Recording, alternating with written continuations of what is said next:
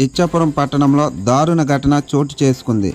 పురిటి నొప్పులు రావడంతో ఓ నిండు గర్భిణి ఇచ్చాపురం పట్టణంలోని ఓ ప్రైవేట్ ఆసుపత్రిలో చేరింది. కాగా తల్లి గర్భంలోనే శిశువు మృతి చెందింది.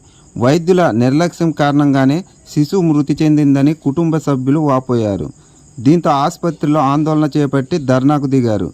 ఇటువంటి ఘటనలు పునరావృతం కాకుండా చర్యలు తీసుకోవాలని శిశువు తల్లిదండ్రులు పేర్కొన్నారు.